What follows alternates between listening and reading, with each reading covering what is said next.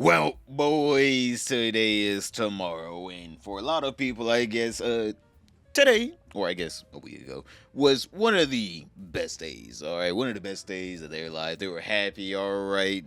Rainbows were showing because NoJumper announced that they were going broke. Well, Adam22 on his YouTube channel he owns, NoJumper, announced that they were going broke because of several reasons. And one of the biggest ones is what every company went through back in 2020 whenever everyone was inside because of the pandemic.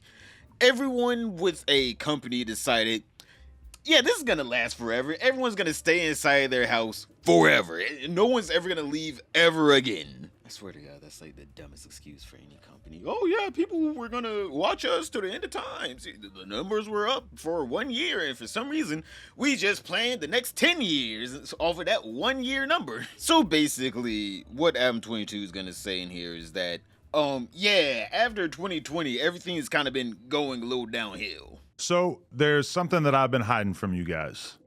NoJumper is going broke. I know that might sound crazy. Between both of our YouTube channels last month, we got over 25 million views. We're doing well on Facebook and Snapchat. We employ quite a few of the hottest content creators on the West Coast, and we pump out an insane amount of content on a weekly basis. How could we be going broke?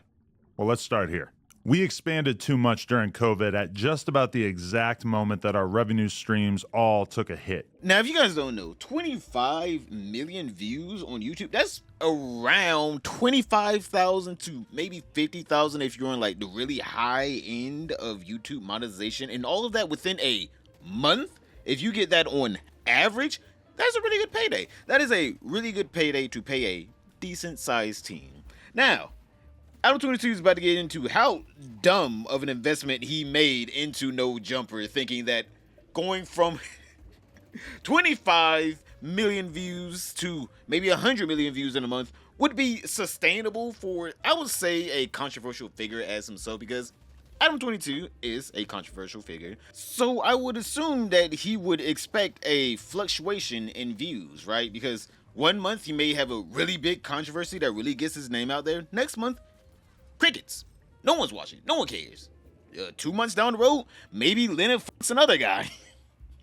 Big views for NoJumper. Who knows? But for the most part, Adam22 should have known from the beginning, because it's not like 2020 was him just starting off on YouTube. He's been on YouTube for a hot minute. He's been making videos and been a creator for a while. So he should have known off rip, brother, the 2020 views were literally just an uptick of people being on their phones. Like, brother, like, get that through your head. I don't understand any company out there that was just like, oh no, 2020, everyone was buying things. It wasn't like people were bored in their house all day. No, there was nothing outside of them wanting to watch me specifically. I became a household name. It wasn't people were desperate for entertainment. Because every YouTuber will tell you, you get really good months on YouTube. YouTube will show you to everyone that they can.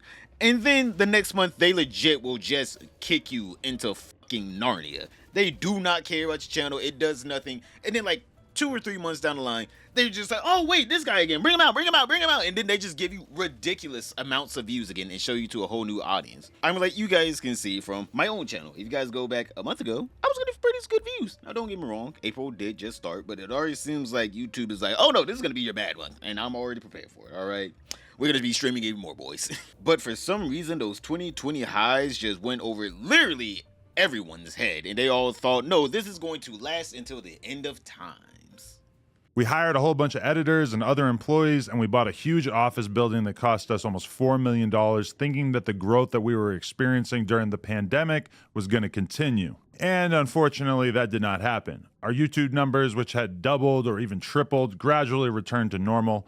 Our Snapchat and Facebook numbers, which had exploded during COVID, sometimes even hitting 6 figures a month, shrank by about 80% or more. Our Patreon, which was absolutely killing it for a year or two when we were doing uncensored, aka nude interviews with up-and-coming superstars like Kazumi and Sky Bree, fell off quite a bit with the launch of Plug Talk and a decreased interest in seeing us interview stars. Man, I heard them Snapchat numbers were insane. I don't know where Snapchat getting any of this money, but somehow they're able to just pay out ridiculous amount of money to people that just literally post pictures and videos. They're not like, oh, fully skitted out videos. These aren't like, yo, you Snapchat. No, these are people that are just like, yo, I'm eating this right now. I'm taking a shit. Yeah, I'm taking a shit. Like, literally, that's what they're posting, and they're making a ridiculous amount of money off of Snapchat. I don't know where they're getting that money from, because who the uses Snapchat, let alone goes on to Snapchat and checks out, like, I don't know, people's posts up there? I don't know. It might be some fetishes. I don't know. And then on top of that, Adam 22, I don't know if he's surprised that, you know, the people that would probably be into watching the Patreon uncensored version of his, you know, podcast talking to these corn stars would also probably be interested in just watching them get. I'm just saying here, people, we don't have to use our brain power here. Even Adam 22 should have realized, oh, me starting this, you know, podcast where we corn stars, it's probably going to be more popular than me just interviewing them. In addition to that, you might recall that the channel took quite a hit when approximately 8 of our hosts left the platform in March of 2023. Although we've definitely largely recovered and managed to build up a very healthy roster of talent since then, that certainly took a toll on our business for a while as well. All that stuff hurt the business, but we were still solidly profitable. That is, until the last few months, where we experienced 2 major L's that we never could have seen coming. First, we lost the NoJumper Instagram. After almost 10 years of building it up and essentially no strikes on our account, we got taken down one day and we still have absolutely no idea why. We've had no luck getting it back despite being in contact with what seems like every Instagram recovery guy on the face of the planet. We were bringing in a very solid amount of cash monthly that was keeping us afloat via selling sponsored posts on the account, and that mostly vanished overnight. And while we've been growing the new NoJumper LA account up ever since and managing to sell sponsored collab posts using my Instagram and the NoJumper LA account, DM or email if interested, we aren't making anywhere near as much from Instagram now. Side note, if you're a meta rep, please DM me. I would love to speak to anyone who could help with this. Seeing that I'm like 7 days late to this, all right, boys. Also, Future straight gets to be here. Actually, he got his Instagram back. All right, NoJumper is back on Instagram, boys. Either that or he was doing a little bit of sympathy. I think it actually did get deleted because I remember scrolling through Instagram. I'm like, usually I be seeing NoJumper pop up on this bitch. Did they finally slay the demon? But no, I was scrolling literally while I was watching this video before I, you know, was making this video right here. You're listening to me right now. I was scrolling and I was like, oh shit, there he is. He's right here. So don't worry, boys. Adam 22's NoJumper Instagram is back. All right, anyone that was really missing their slop, don't worry. He's feeding you good, all right? Daddy came back home with the milk. He was just a little late. But this next thing that the Adam 22 got hit with really is what's crippling his whole entire kingdom, all right? His empire is coming crumbling down because of this. And second, in addition to that, we have been hit with a bullshit lawsuit from a former employee. Now, essentially everything in this lawsuit is completely fictional, and every lawyer that I've spoken to about it has described this as basically an extortion attempt, but it still cost us a ton of money already, and it's expected to cost us many hundreds of thousands of dollars to see this through to completion. It's insane to me that a person that we did so much for can just invent some grievances out of thin air and cost us this much money as a result. This person has literally lost every single friend that he used to have when he worked at NoJumper.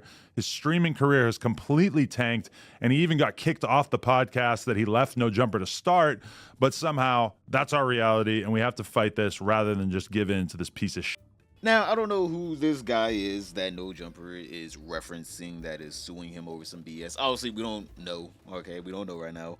Obviously, with how mad Adam 22 is, I'm sure he's going to tell us in the future. He's going to go into detail on some damn podcast. But I used to watch NoJumper, boys. I used to watch NoJumper and Adam 22's channel whenever he used to vlog. He was one of my favorite vlog channels out there. And then I'm assuming whenever NoJumper started popping off is whenever he stopped vlogging. So that's whenever I stopped watching Adam 22 and NoJumper, because for the most part, most of the artists that he was having up there were 99% nobodies. And then the one time he would have a superstar up there, it would be like before they become a superstar, because I remember watching the Juice WRLD interview, because, you know, back in the day, who would have known Straight was a Juice WRLD fan, just like an X fan. I also watched the X interview with Ski Mask Slump God. But like, most of the time, it was just absolutely nobodies. Let's all be honest here. If you get a NoJumper interview, you got to do your own legwork, all right? He is not helping you out in the making you a superstar space. I'm just saying he has had a couple hits, But for the most part, a lot of the people that come onto the No Jumper podcast are nobody. So a lot of times it is just boring, in my personal opinion. So, as a result of all these circumstances, we are making some changes. Over the last few months, we laid off multiple employees in an attempt to reduce our expenses as much as possible. We closed down our store on Melrose, and we're in the early stages of selling our current warehouse and moving into a smaller space. To be honest, aside from the layoffs, which sucked, I'm pretty happy about a lot of these changes.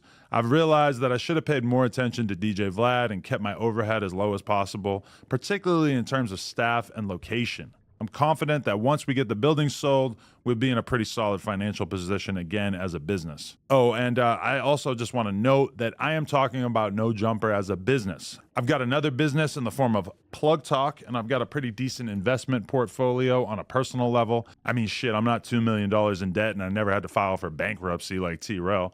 But I honestly spend pretty much all of my time trying to create as much content as possible with NoJumper, and I can't really justify doing so unless the fundamentals of the business make sense. It was a big decision to share this stuff with you guys, but at a certain point I realized that I've been honest with the world about just about everything in my life over the years, and it felt wrong to keep all this stuff that we've been dealing with in secret. So I know what you're thinking.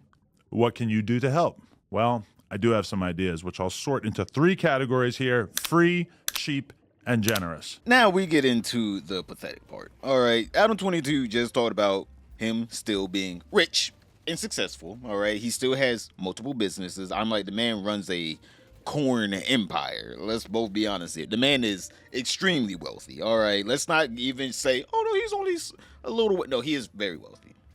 But now this man is just like, hey, can you guys support my failing business? Like, I could easily support it with the corn money. I'm like, trust me.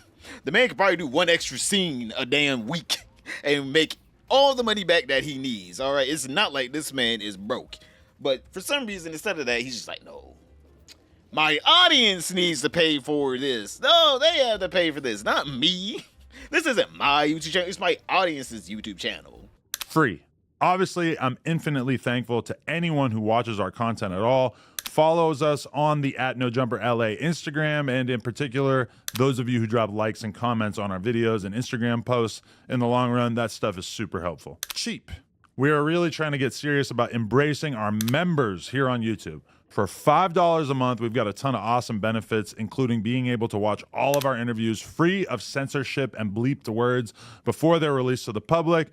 Members only chat for all of our live stream content, and we're just going to be prioritizing a lot of our most requested content and trying to do that live for members only. So for any of you who are down to spend $5 a month to help support the business, we're just going to try to keep adding more and more stuff to make that an easy decision for you guys who are down to support. And for those of you who have more money to spend, we're introducing a mega premium $100 tier to our memberships that will get your name added to the end of all our videos, and it will also get you consistent advice and opinions on your music submissions with 1 free submission per month and discounted additional songs.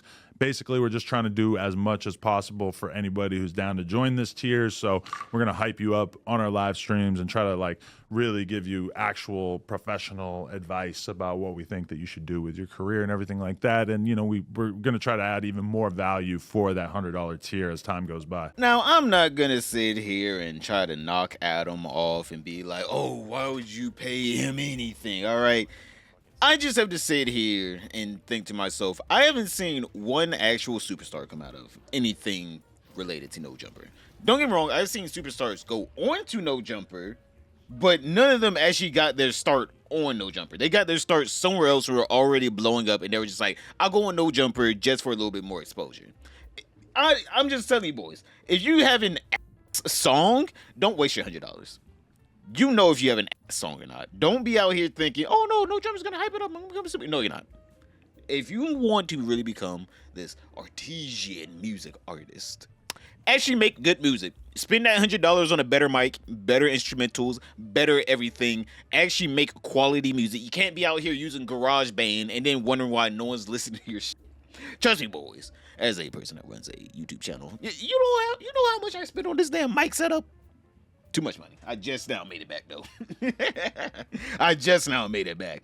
But again, like, you have to improve the quality of your art. You can't just go out there, draw a doodle, and then have someone hype it up, and you sell it for $1 million, so you can be like, oh no, I'll get better with time. That's not how it works. People want good shit now, not tomorrow. Just like how people want live streamers to be better in Japan. And I'm gonna be honest, I'm quite disappointed with Mizkit because, of course, yesterday he did some disrespectful Japan. I don't know what's up with streamers in Japan. They just I'm to the point where I wouldn't even be surprised if all of the Asian region just banned live streaming in general. Just the concept of it could get you sent to a damn concentration camp. Click this video right here to find out what did Miss Kip do. But other than that, don't forget, like, subscribe, comment down below, and I'll see you all tomorrow.